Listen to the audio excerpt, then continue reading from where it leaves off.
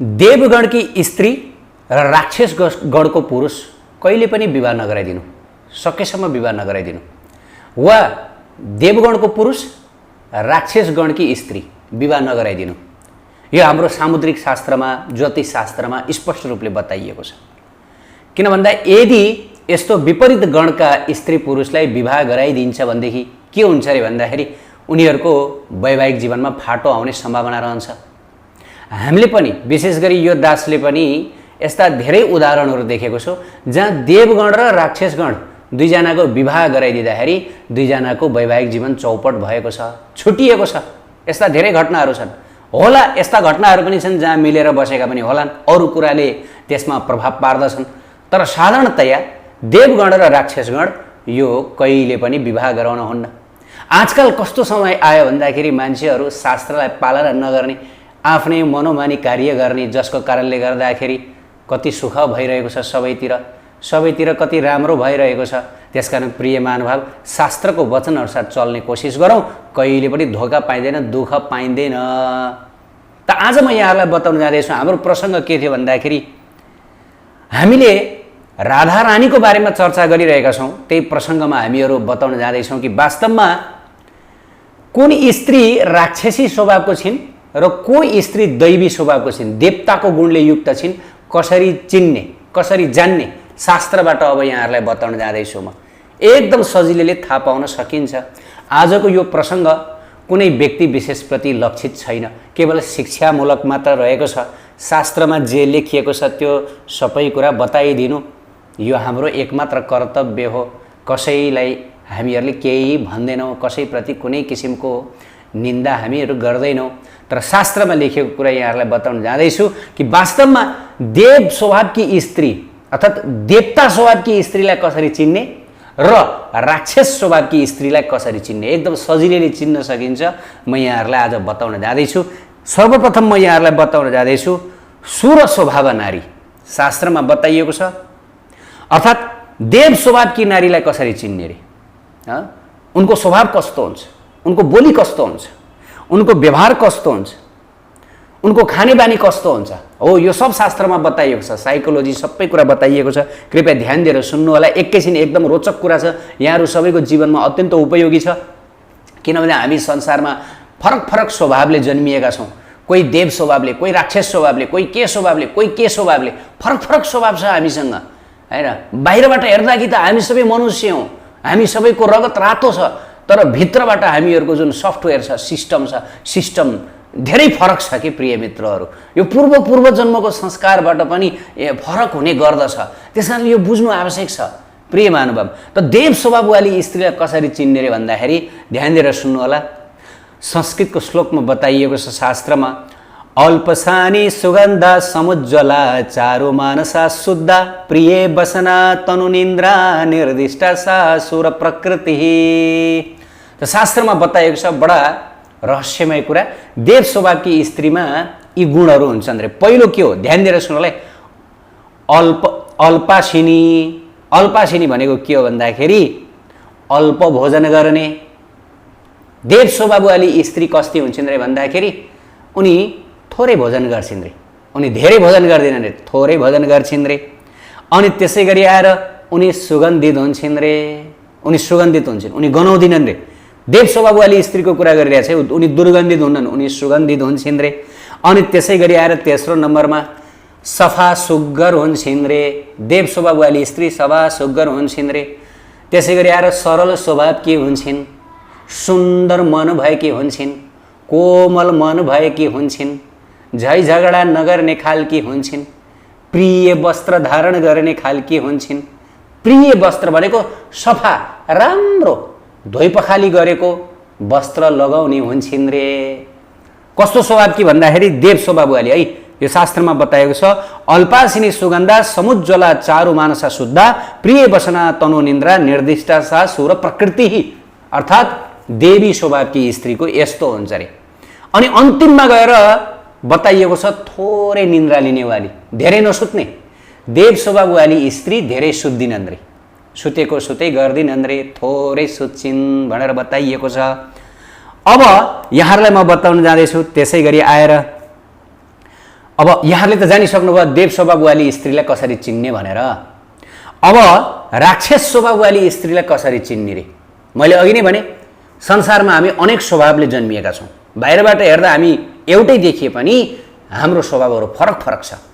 अब राक्षस स्वभावकी स्त्रीलाई कसरी चिन्ने रे भन्दाखेरि यो पनि शास्त्रमै बताइएको छ। कृपया एकैछिन ध्यान दिएर सुन्नुहोला। राक्षस स्वभावकी नारीलाई चिन्नको लागि एक श्लोक बताइएको छ। बहुशना क्रुद्धमना हन्ति पतिं प्रणलग्नमाप्युग्ना सा राक्षस स्वभावा कटु कालाप दुराचारा। अब यो श्लोकमा राक्षस स्वभावकी नारीको बारेमा बताइएको छ। अब पहिलो एकदम खाने, धेरै खाने स्वभाव भएकी, अनि क्रुद्धमना, सधैँभरि क्रोधित रहने, झैझगडा मात्र गरिरहने, क्रोधित रहने, रिसाइरहने, शान्तिनो कुरामा पनि रिसाइरहने हुन्छ नि त्यो कसै कसैको स्वभाव। क्रुद्धमना भनेको जसको मन एकदम क्रोधित छ, रिसाइरहने स्वभावकी। अब देव स्वभावकी स्त्रीमा चाहिँ के हुन्छ भन्दाखेरि रिसाउनु पर्ने कारण आयो, क्रोध गर्नुपर्ने कारण आयो भने पनि क्रोध नगर्ने।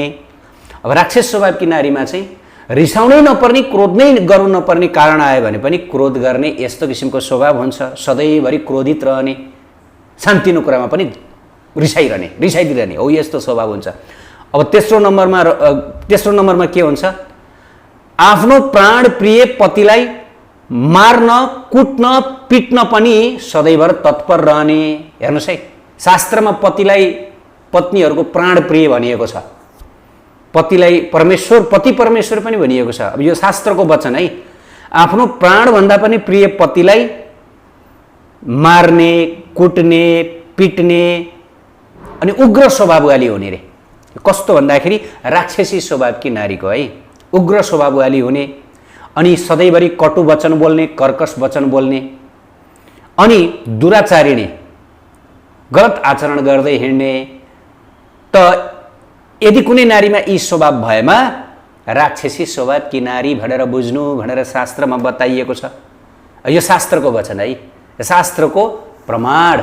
यो कुनै व्यक्तिगत मेरो यहाँहरूलाई मैले कुरा सुनाइरहेको छु। अरू धेरै थरीका नारी पुरुषहरूको बारेमा पनि बताइएको छ। राक्षस स्वभावको पुरुषले के गर्छ हामीले पहिला पनि बतायौँ। अनि देव स्वभावको पुरुषको हावभाव कस्तो हुन्छ, यो सबै कुरा हेर्नुहोस्, फरकै खाँदैन प्रिय मित्रहरू। सत्य कुरा बताउँदैछु। शास्त्र कहिले झुट हुँदैन, ऋषिमुनिहरू कहिले झुट हुनुहुन्न। हेर्नुहोस् है, पिशाच स्वभावकी नारीको पनि वर्णन गरिएको छ। यक्ष स्वभावकी नारी कस्ती हुन्छन्, अब यो डिटेल्समा म अहिले यहाँहरूलाई बताउन जाँदै छैन। अब यो प्रसङ्गमा मैले यहाँहरूलाई बताएको। हाम्रो प्रसङ्ग के थियो भन्दा राधारानीको गुणको हामीहरू चर्चा गरिरहेका थियौँ। वास्तवमा राधारानीलाई यदि हामीहरू यो संसारको स्त्रीको रूपमा हामी हेर्दछौँ भनेदेखि हामी ठुलो भ्रममा छौँ प्रिय मित्रहरू। सर्वप्रथम हामीहरूले यो भ्रमलाई हटाउनु पर्छ। राधारानी भनेको यो संसारको स्त्री हुनुहुन्न। उहाँ को हुनुहुन्छ भन्दाखेरि जसरी श्रीकृष्ण अयोनिज हुनुहुन्छ, अर्थात् कुनै पनि माताको गर्भगृहबाट अर्थात् योनिबाट उहाँको जन्म भएन कृष्णको, त्यसै गरी राधारानीको पनि कुनै पनि संसारी स्त्रीको गर्भबाट जन्म भएन। त्यसैले शास्त्रमा राधारानीलाई अयोनिज भनिएको छ। राधारानी कुनै संसारी स्त्री हुनुहुन्न, अर्थात् देव स्वभाववाली भनौँ, राक्षसी स्वभाववाली भनौँ, अर्थात् गन्धर्व स्वभाववाली, यो कुनै पनि स्वभाववाली स्त्री हुनुहुन्न। हाम्रो शास्त्रमा बताएको छ देवी कृष्णमय प्रोक्ता राधिका परदेवता। राधारानी पनि वास्तवमा कृष्ण नै हुनुहुन्छ है। कृष्णको स्त्री स्वरूपिणीलाई नै राधारानी भनिन्छ। यो हाम्रो बृहत गौतमीय तन्त्रमा बताइएको छ। अनि चैतन्य चरितामृतमा के बताइएको छ भन्दा महाभाव स्वरूपा श्री राधा ठाकुरानी सर्वगुण खानी कृष्णकान्त शिरोमणि। राधारानी त महाभाव स्वरूपिणी हुनुहुन्छ हो, सर्वगुण सम्पन्न हुनुहुन्छ। हजारौं लाखौं लक्ष्मीहरूको गुण राधारानीमा छ। सर्वलक्ष्मीमयी सर्वकान्त शिरोमणि पर भनिएको छ। राधारानीमा सम्पूर्ण लक्ष्मी, राधारानी केवल एक मात्र लक्ष्मी होइन, हजारौं लाखौं लक्ष्मीहरूकी पनि जननी हुनुहुन्छ भनिएको छ। अब लक्ष्मीमा कति गुणहरू हुन्छ होला, कस्तो दिव्य गुणहरू हुन्छ त्यो हामी कल्पना गर्न सक्दछौँ। त हाम्रो शास्त्रमा के बताइयो भन्दाखेरि नारद पञ्चरात्रमा यथा ब्रह्म स्वरूपश्च श्रीकृष्ण प्रकृते परः तथा ब्रह्म स्वरूपाच निर्लिप्त प्रकृते परा। हैन, हामीले अहिले भर्खरै यो जुन चर्चा गर्यौं नि शास्त्रबाट कि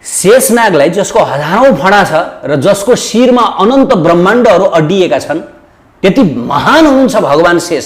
भगवान शेष सृष्टिको सुरुवातदेखि आजसम्म राधा कृष्णको गुणगान गाइरहनु भएको छ अरे, महिमा गान गरिरहनु भएको छ अरे, तर आजसम्म सिद्ध्याउनु भएको छैन भनेदेखि अब एक मुखवाला यो निताई दास उसले कसरी गाउन सक्छ?